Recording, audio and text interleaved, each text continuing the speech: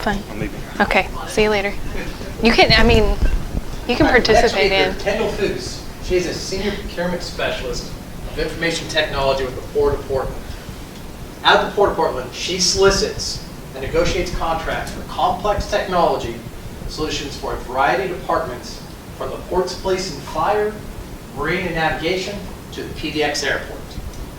She has been in public procurement for 10 years in both Colorado and Oregon at agencies ranging from K-12 to state. Kendall is a certified professional public buyer and was a certified associate public manager from the Project Management Institute. Kendall is a member of the Oregon Association of Technology, PDX Women in Technology, the National Institute of Government Purchasing, and throughout her purchasing career has volunteered her time with 3 NIGP chapters: the Rocky Mountain Government Purchasing Association, Columbia Chapter, and Oregon Public Purchasing Association. Ms. Foos is currently leading OPPA's Young Professionals Task Force and serves on the Diversity Committee. She is inspired and humbled by opportunities to teach and speak publicly. Kendall has been grateful for the many teaching opportunities she has completed that range from training on a new statewide financial system to teaching dance classes to 3 to 18-year-old kids. Kendall agrees with Henry Ford, who said, quote, "Anyone who stops learning is old, whether at 20 or 80. Therefore, Ms. Foos is grateful that you chose to be here. Let's welcome Ms. Foos. Thank you. Thank you, everybody, for being here today. And welcome. Thank you for the introduction, Brian, Eric. Thank you for the space today. Really appreciate it. So why am I here talking about this topic? It's all started in 2018 at the NIGP Forum in Nashville. I know there was one person in this room who was there. Was there anybody else other than Christine? Show of hands. Eric, yes. If you may recall, and for those of you that weren't there was a large emphasis on young professionals. And so if you're wondering, I am of that demographic. And so at that, in that forum atmosphere, you could identify yourself as a young professional. They had a Young Professional Award for Young Professional of the Year. And they also had a special social hour for the young professionals. So I really started to feel that emphasis. As a takeaway for me, I felt like I had something to offer. I felt like I was empowered, right? So all of this being said, I started talking with my colleagues. That prompted, hey, will you write an editorial for OPPA about your perspective of forum from a young professional's eyes? I said, sure. Well, that went over so well. Next thing was, hey, are you interested in leading a task force for OPPA on young professionals? Well, sure. So all of this was my inspiration to getting here today. I figured I would gather my thoughts and share them with you. So the future generations of professionals, why we matter. Our objectives today in our 60-minute session are to gain awareness of the different generations, break down stereotypes about age, see examples of young professionals, or what I'll be calling the unders, adding value in the workplace. I hope to inspire you to study your workforce systems and to plan for your future. And I want to leave you with a takeaway resource. This is the all-important what's in it for you. There will be time for comments, interaction. I built some fun in for our session today. But most importantly, I hope that you get out of this feeling more knowledgeable and motivated to apply what you have learned back at your workplace. Finally, I have one ground rule that I hope that we can all agree on, that everyone has a valuable perspective in this room. Therefore, please create a space for everyone to have a voice. Can we all agree to have that simple rule honored today? Good, great. See lots of nodding heads. Okay, so hopefully my technology will work here. So the setup for this video is everyone's seen the Jimmy Kimmel Show, correct?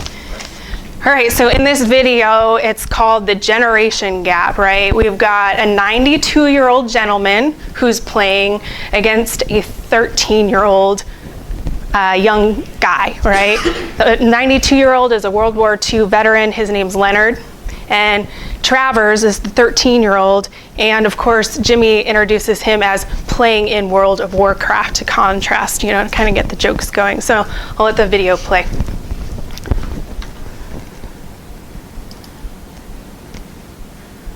Generation, or as close to it as we get. Can everyone hear? Whoever gets the most answers right wins the game. It's very simple. You understand? Yeah. Okay. Let me get the first question. The first question is, what does PS4 stand for?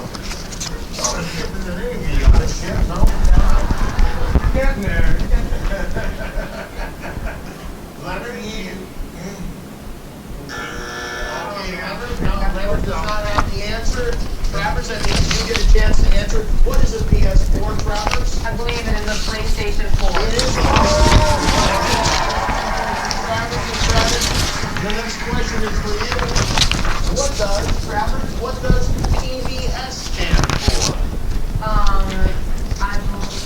think it stands for possibilities beyond surrealism. Excellent guess, but not correct. Leonard, what does PBS stand for? PBS. That's a question. Yeah. What is PBS? PBS? You know ABC, you know NBC, you know CBS. What does PBS stand for? Public Broadcasting System. Give them 10 points, and we are going to take a break. When we come back, we will play the rest of the game, Generation Gap. So stick around. There's some leading the witness all the time. Thank you for your comment. I was just going to ask, what did we observe there, right? Anyone, shout out what you saw. Any observation? Podiums. The podiums. Okay, what about the podiums? One was the older generation. They were technology, digital, and analog. Right. So what you didn't see is he actually has to tear off the number to give Leonard some points, right? The 10 points. What else did we see? Leading the witness a little bit, right? Anything else that kind of popped up? Both abbreviations, but abbreviations geared towards people who would have experienced at the age, who would have experienced that. Right. Good.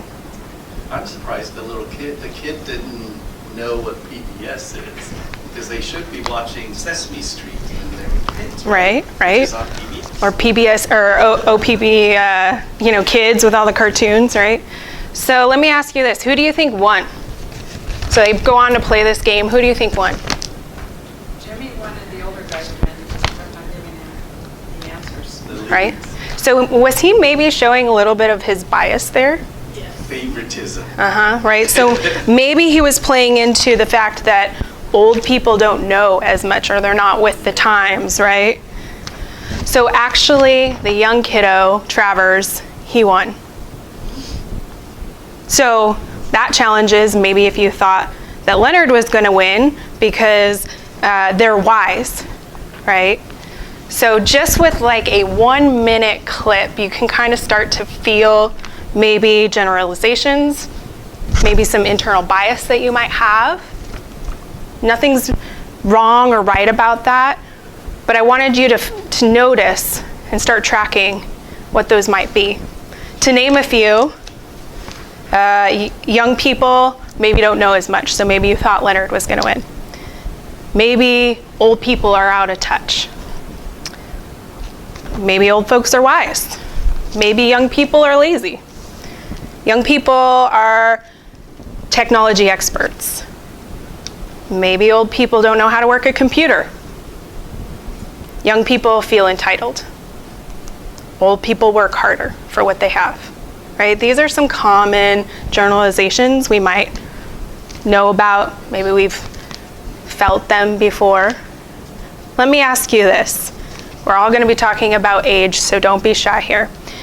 Raise your hand if you are a person over 40 in this room that thinks it's hurtful to hear that people think you are out of touch with the current world. Right? Hurtful. Thank you for your honesty. Okay, for those of you 40 and under in this room, do you think it's incorrect that you're lazy, inexperienced, or entitled? Show of hands. Right? So generalizations and stereotypes can be powerful, but not always in a positive way. So what are the different generations? If you notice, during the video I passed out a handout. Should start to look very familiar to this screen. I would like today, instead of giving you a copy of my presentation, for you to fill this out as we go along, and this is going to be your takeaway resource that will have some key facts for you to bring back to your office. And so I'm going to start with this group right here. Now this is how the generations can be grouped. First group is the traditionalists. They were born from 1928 to 1944. In case you're not strong with math like me, this means in 2019 they are from 75 to 90 years of age. Key events that might have affected this generation were the Depression, World War II, and maybe even the New Deal. If you move over to the next group in green here, I think I have a laser pointer, boomers, or baby boomers, born from 1945 to 1964. In 2019, they range from age 55 to 74. Key events that might have shaped the values of this generation were the Civil Rights Movement, Vietnam, the JFK assassination, and maybe even the polio epidemic. The next generation here, born from 1965 to 1979, is Gen X. In 2019, they range from age 40 to 54. Key events for this generation are the fall of the wall, the Challenger disaster, Exxon oil spill, and the AIDS epidemic. Next generation, Gen Y, 1980 to 1994 are the dates that they were born in. They range from age 25 to 39. Key events that shaped the values of Gen Y were the rise of social media and video games, school violence, and terrorism. Last generation I'm going to talk about today are the folks that were born after 1995. They can be called Gen Z. They are 25 and under in 2019. The values or key events that shaped their values were 9/11, streaming service apps, smartphones, electronic books, interactive learning, the rise of LGBTQ civil rights, and the list goes on, right? Gen Y and Gen Z together sometimes are grouped and called millennials. So you may hear that. Another way of referring it to this is that Gen Y alone is millennials and Gen Z are post-millennials. So there's some new and fluid emerging terms.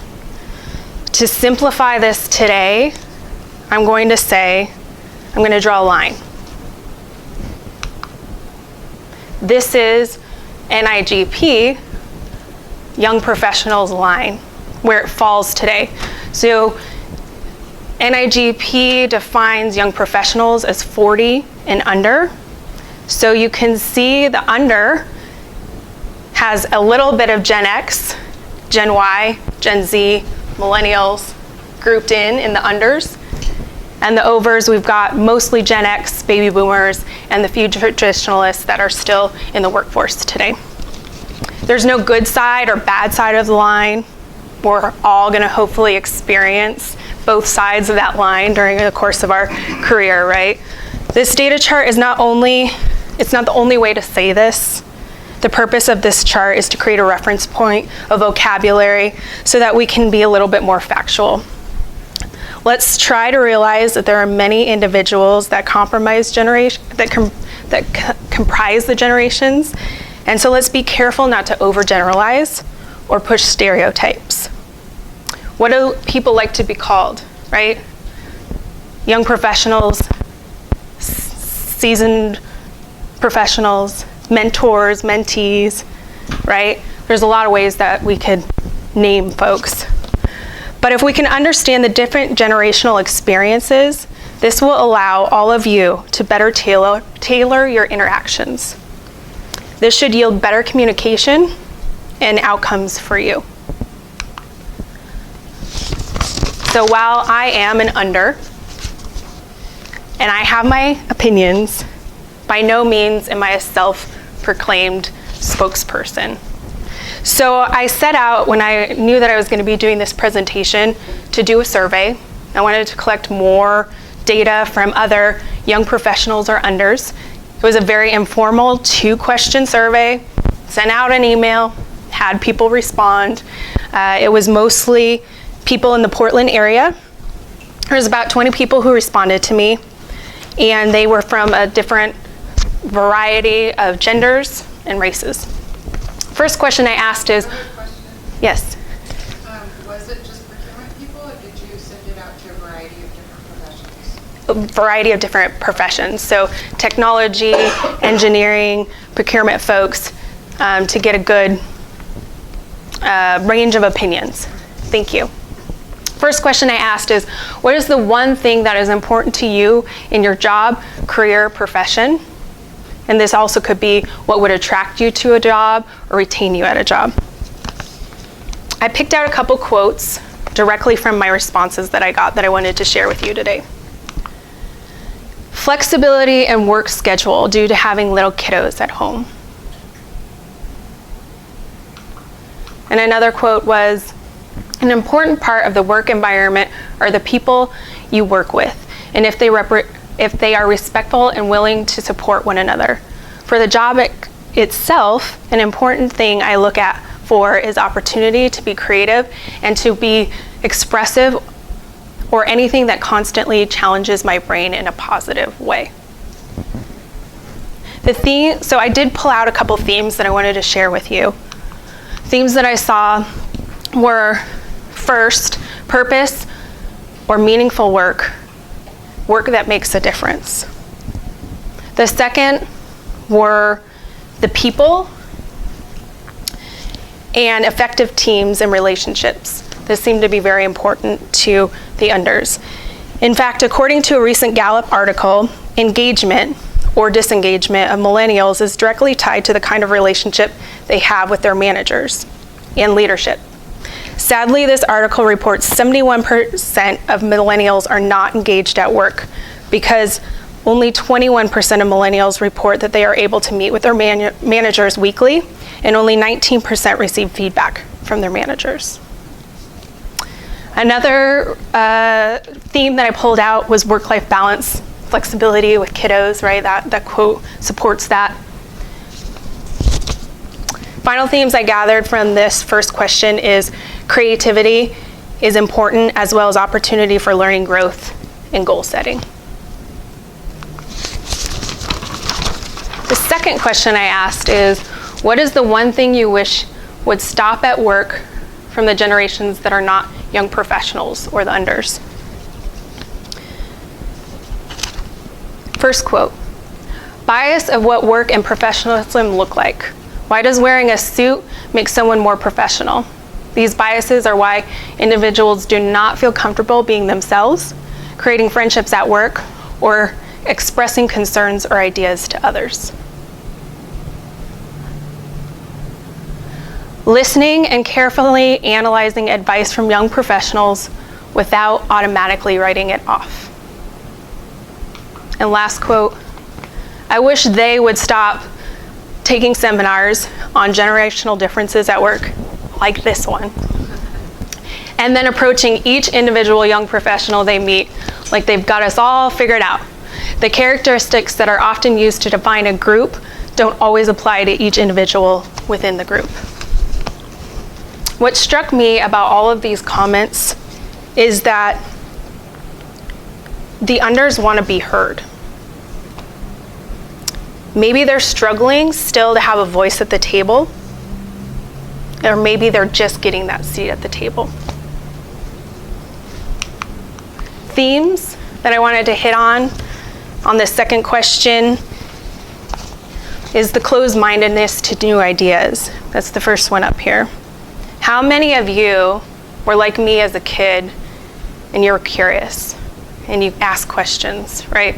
So something goes a little bit like this if you were me. Hey Mom, can we have chocolate cake for dinner? Mom says something like, no, we're gonna have, spaghetti for dinner. Well, why? Why can't we have chocolate cake for dinner? Well, because you need something not chock full of sugar to help you grow strong, Kendall. Why doesn't sugar make you grow strong? I really like sugar, Mom. And she says, I don't know, Kendall, because this is what we're having for dinner. But Mom, why? And guess what she probably said back to me? Because I said so, right? And while this ended the conversation for my mom, probably so she could go and cook dinner, it didn't kill my curiosity. I was left standing there saying, well, I still don't get it. Similarly, young professionals or unders might feel this way when they're asked, hey, why do we do this certain process this way? Is there a way that we can try this another way? And the answer that they might get is, we do it this way. Why? Because we've always done it this way. Similarly, that might feel frustrating. It might shut down the conversation. It also might have a space where the collaboration ends. The other piece or theme to this last question was assumptions and stereotypes are counterproductive. They are all the same. One size fits all, right? No, unfortunately, that'll get you probably into trouble. Maybe knowing a little bit about generational values instead will open your mind to opportunities for conversation for you to listen and learn who folks are and what they value in their work group, but especially if you're a manager of any unders and you yourself are an over. To me, the Suits quote that we saw a little bit earlier hits the nail on the head. If people feel judged based on generalizations and that no one is willing to listen and get to know them, then it will create barriers. Barriers can lead to negative outcomes that run the gamut from hostilities, disengagement, or even turnover, which I think we all agree we should avoid at our agencies. All right, now it's time to play a game. Stand up if it's getting late in the afternoon. If you need a little bit of break, shake it out. You're going to answer all the questions. Go ahead and write it down. For those of you who have played before, keep your answers to yourself. Do not use a lifeline for Google or your smartphone. Find it all in your head, right? I'll give you a few minutes to just write down your answers. You'll get a point for every correct answer.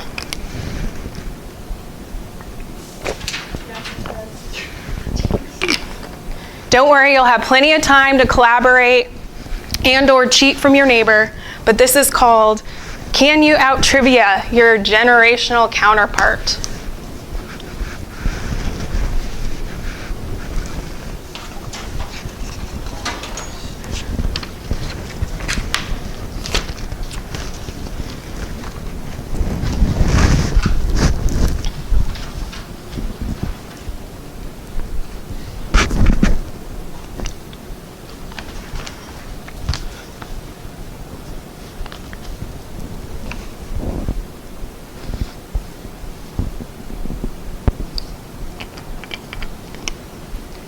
And for those of you that are wondering, this is the fun portion.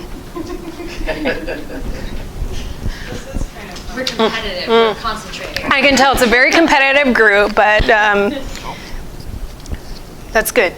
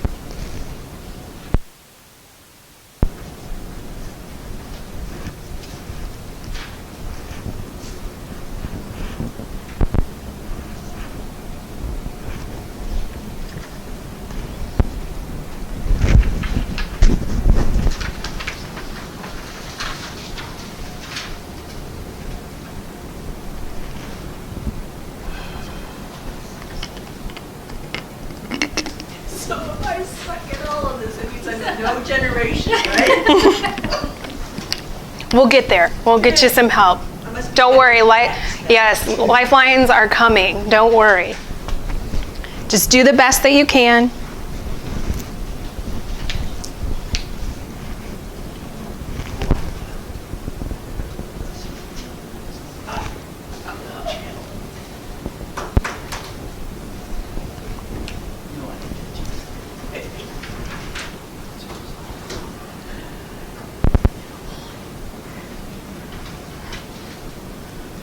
When you're complete, just kind of show your hand to me so I know who's tracking on being done.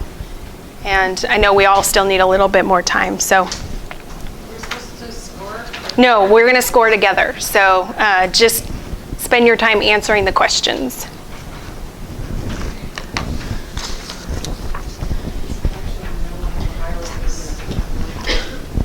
This is the game we're playing. I'll watch. Okay. Just so you know, so you can follow along. How about one more minute? Kind of finish up. We'll start going over the beginning answers, and so if you need another minute or so to finish up.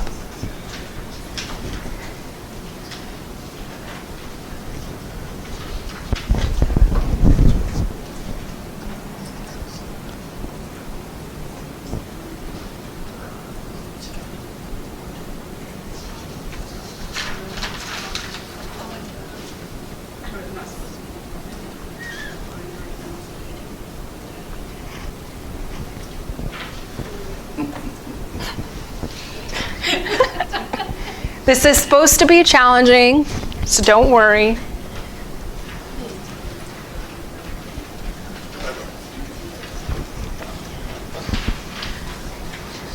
All right, I'm going to start going over answers.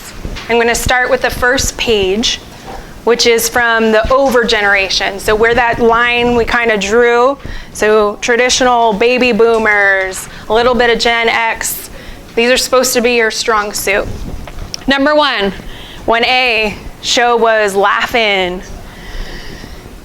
B, Bonanza. C, Soul Train. I appreciate your enthusiasm for cheering yourself on for all the ones that you get right. So just mark yourself, give yourself a point if you get Point for each one. for each correct answer. Yep. Not making it too hard. Yes. No. Thank you. We are procurement people. So like Laugh-In would be 1 point, Bonanza 2 points, Soul Train 3 points, right? Okay. All right. Next one. Album covers. Thriller was the first one with Michael Jackson, and B was Abbey Road, Beatles. Some of you might feel a little bit of nostalgia right now, I don't know. Okay, movies. A was Jaws, and B was The Graduate.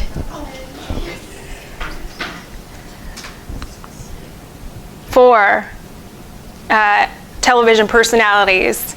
Howdy Doody was A, and Lawrence Welk is B. 5, candies. So this is going to be Big Hunk is the first one. And B is Astropop. All right, iconic sports or entertainment figures. A is Wilt Chamberlain. And B is the impressive Evel Knievel. Okay, random objects from the over generation. A, 45 records, not just vinyl, not just records, but a 45. It's important, this little thing in the middle, right? For those of you that know, you know. Nope. I knew it was a 45. I just right 45 because I did see that. Okay, I get half a point. no half points. I'm gonna be hardcore. All right, and B is an 8-inch floppy disk for those of you who maybe are technology nerds or had to work computers, first generation computers. Okay, now moving over to the underside, answers, apps or applications mostly found on tablets or smartphones. Spotify is A, B is Snapchat. Okay, walk into any high school and people will tell you the shoes are called Vans. Favorite after school TV shows for unders. Rugrats and TRL, Total Request Live. Also, MTV is an acceptable answer. But this is when MTV used to play actual videos. Yeah. Toys from the under generation. A is a koosh ball, and B is a Tamagotchi, or some people call them pocket pets. Does anybody remember those at all? Okay, good. All right, sweet things and stuff from the under generations. First is a Capri Sun. These are still around. It's one of my personal favorites. Yes, because it's not a juice box, it's a Capri Sun, right?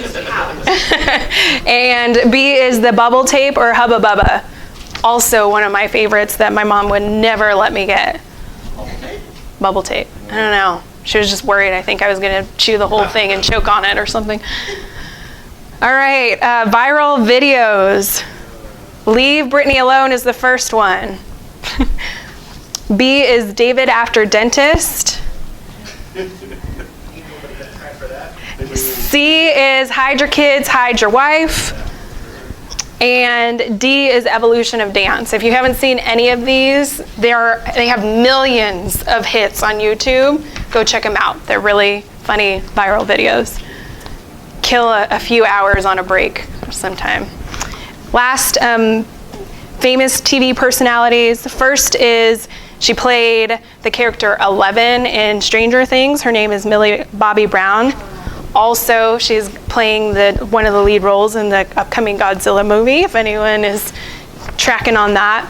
And the teenage heartthrob right now is Shawn Mendes, the singer. All right, so take a moment and just total up your individual, see, there you go. Thank you for the he's so cute. Thank you. My mom texted me actually this weekend or last weekend. He was singing on Saturday Night Live and she goes, "Do you know who Shawn Mendes is? He's so cute." So anyway, he's relevant right now. I've never heard his music, but hey. Total up your individual score. There's a section on the bottom here that has your over score, your under score, and your individual score. So just take a minute and total them up.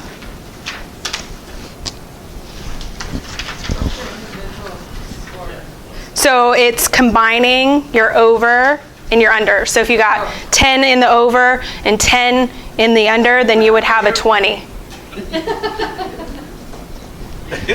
Just wait. I'm going to make you guys feel even worse, all right? This is the fun part, remember? All right, so I did this before, right? And I kind of tricked you. You guys you fell right into my trap, right? Everyone was super competitive. It was like a pin. You could hear it dropping in here as I was having you guys start. The point of this actually is to show you how you could have done together. But let me just show you really quick. When I did this, the over who I had take it, she got 12 in the over category and 7 in the under. She did a really good job, so her individual score was 19. I had 2 different unders take it. They randomly scored the same overall. But the one that I chose was they got 0 in the over and almost aced their generation, which was 10. So their individual score was 10. But had they combined their scores, so taking the 12 from the over and taking the 10 from the under, they would have gotten a combined 22. So my challenge to you is stand up, self-proclaim yourself as an over or an under, and go find someone that's opposite.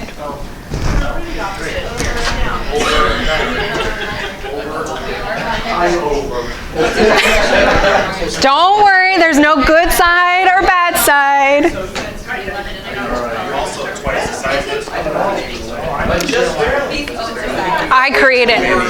I created this, so I can't partner with you.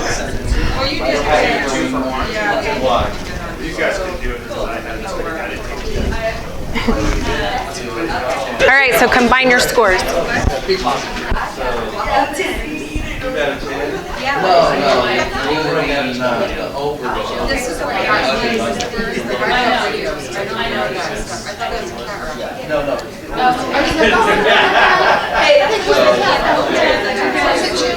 All right, so everyone write down your combined score and then take a seat.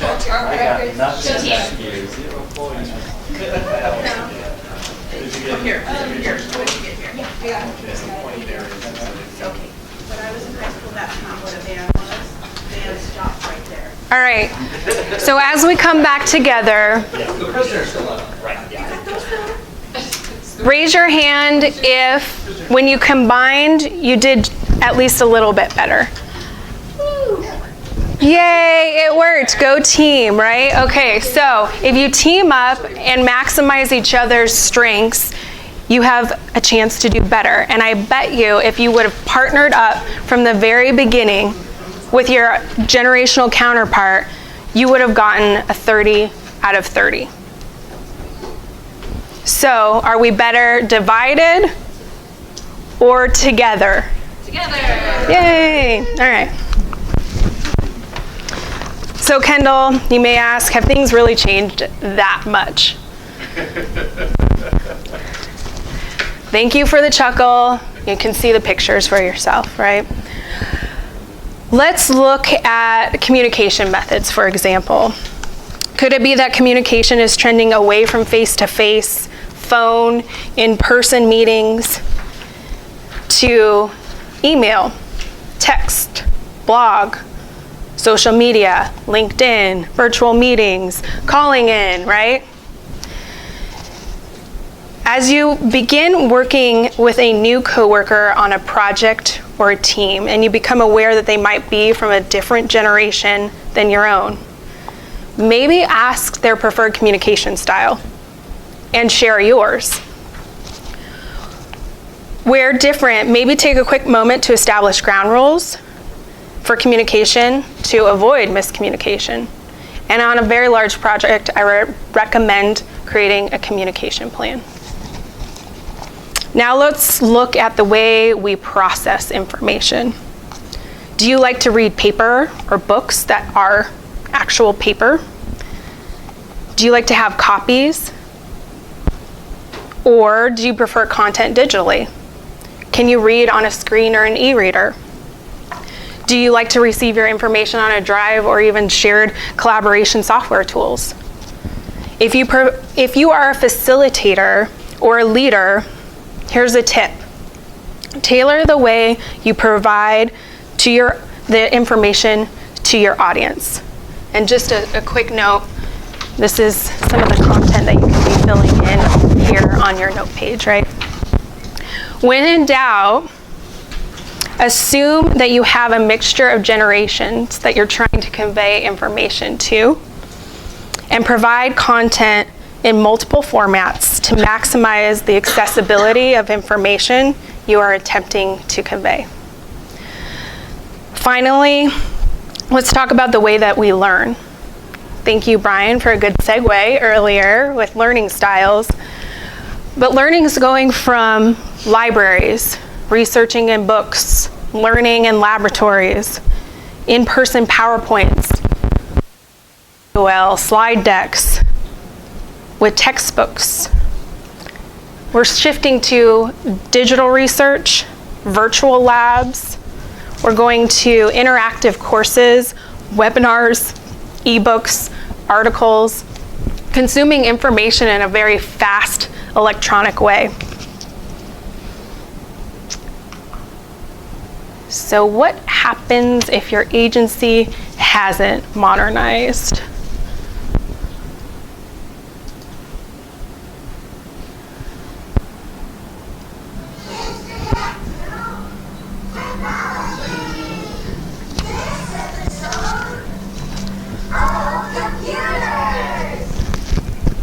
Today you are reacting to this. What is this? What is that? A computer? Wow, it's an old computer. That's cool. I like pressing buttons. It's huge. It's very huge. If you don't have a desk, where do you put this? It feels very disturbing. It feels very So it is disturbing. an old computer from the late 1970s or early 80s. What do you think of it just from looking at it? Kind of like those old televisions that are like very boxy. Go ahead, turn it on.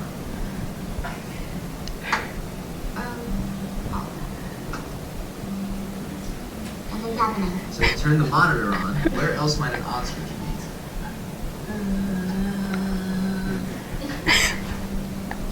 Who knows where it is in this room?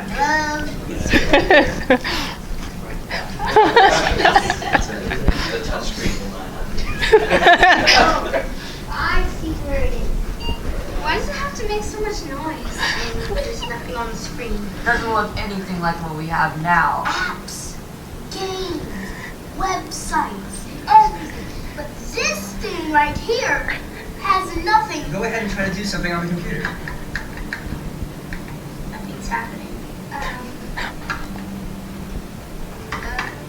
How do I do this? You can't do anything or even type until you hit a reset button that's on the computer. That's It's very tedious. pre-flight checks. That is too many steps. How do you like doing it? Maybe press shift. That can do anything. It's a mouse. What's a mouse? Everything is just done with the keyboard. What? Okay, now. Okay.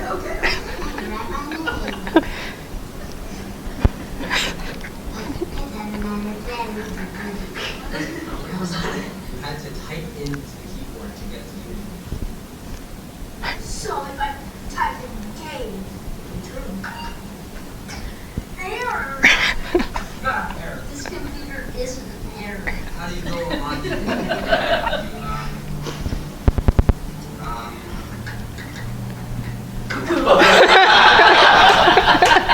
Pretty sure too many learners we did create. There was no internet back then. What? How do you like to look up homework? Okay, go to the library. Who wants to do that? You can only do limited things. For example, you can do math, have documents, code. That's about it. Are you serious? That's mind-blowing. That is the peak of technology. Now it seems kind of worthless. Well, it's kind of good because it was kind of the first technology, but the computers today are kind of better. Let's do some math. Go ahead, type in a math problem. Okay, so I did include a link to watch the rest of that because it's really funny if you are so inclined. But with respect to time, you saw my favorite was the girl with the red headband where she was like, error, right? So the way I'm going to relate this back is if you are a new generation coming in to the workforce. And the agency might have outdated systems, software, process, equipment. Are you provided with any tools, right? So you saw the camera guy or the interviewer telling them, oh, you have to go around the back to turn on the computer, right? But otherwise, they're just sitting there, like, tapping on the screen, trying to figure out how to work this thing. They wanted to get it to work, but they couldn't figure it out because they didn't have the experience or the exposure to that technology. So the important bit is, are you at your agency providing documentation for your out-of-date systems or old technology that you might still be using because of budget constraints, etc., for the newer generations that are coming in? If not, that might be an area you want to think about.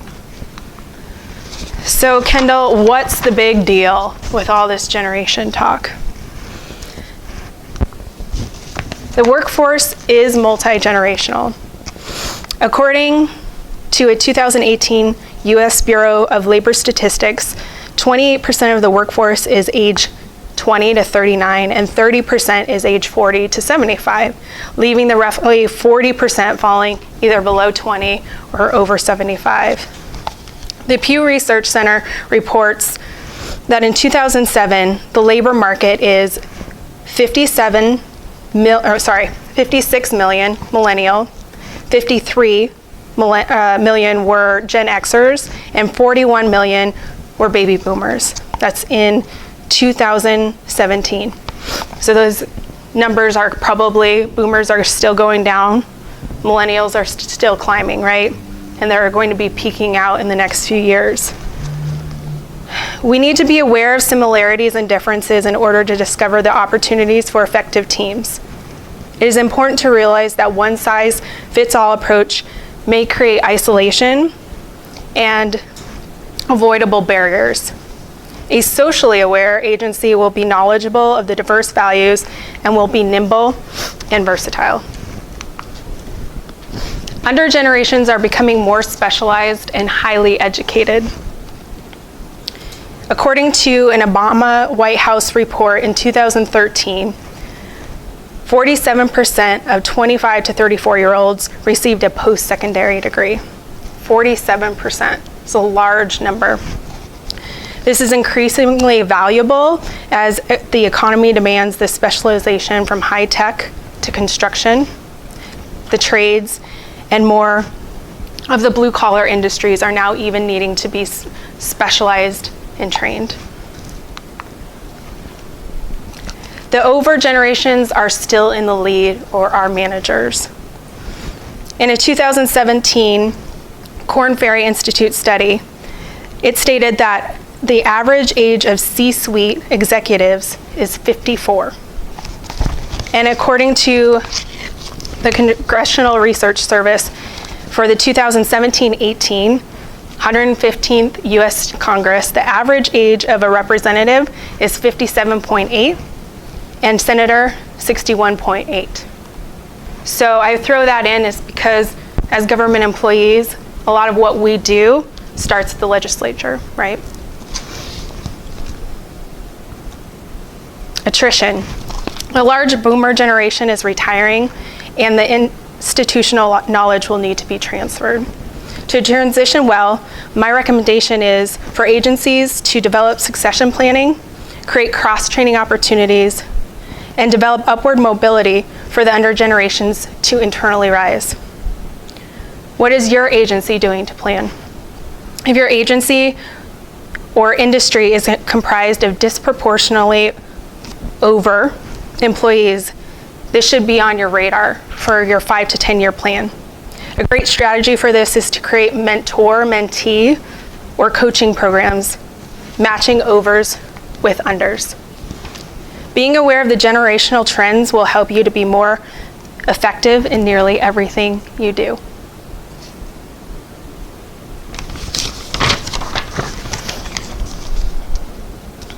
So what are tomorrow's problems? We're seeing the rise of digital cities, smart cities. We have privacy concerns, data privacy concerns, climate change, relating to trash, pollution, transportation. We have homelessness and hunger, civil violence, war, refugees, healthcare, right? List is starting to accumulate. Young professionals will add value in your workplace. One of the ways that they'll do this is that the generational values that they value will shape what is identified and prioritized. This will become the work that your agencies will be doing. However, they can't do this alone. Boomers, Gen Xers, listen up. You guys are paving the way now. Working together, like we did in our game, we become dynamic. We become sages. We become more efficient, effective, innovative. So what's possible when we maximize this multi-generational melting pot at the office, if you will? We go from two-dimensional drawings to 3D drawings, or BIM. Maybe we go from computers, laptops, right, working on a phone. But what about working virtually? How many of you have been shopping for a home recently, or maybe within the last few years, and instead of just looking at the flat picture that you find online, you went online and you took a virtual tour, right? How much more helpful was that for you to narrow down your search and then actually go to that property? What about who uses maybe the 360 view on Google Maps to identify the building when they're trying to figure out where they're going, right? Maybe some of you did that today when you were coming here, right? And if you were getting lost specifically. So that's an example of how things are moving, but we're creating new innovative solutions to the same problem. People have always needed to know where they're going, right? But we're doing it in a more innovative way, working together. So I wanted to share an opportunity that I had recently working with the port. This picture represents a truly awesome opportunity that I've had in my career. So this is a company called Era, and they create a modern solution to help the visually impaired or blind navigate more independently. Instead of the more traditional ways of navigating through the world, Era's founder, Suma Kunagati, wanted a way to use Google Glass, which is this contraption right here, to be the OnStar for the visually impaired and blind. So when the head of passenger engagement for PDX came to me with the idea for our airport, I knew we had to make it work. PDX started to pilot this program to increase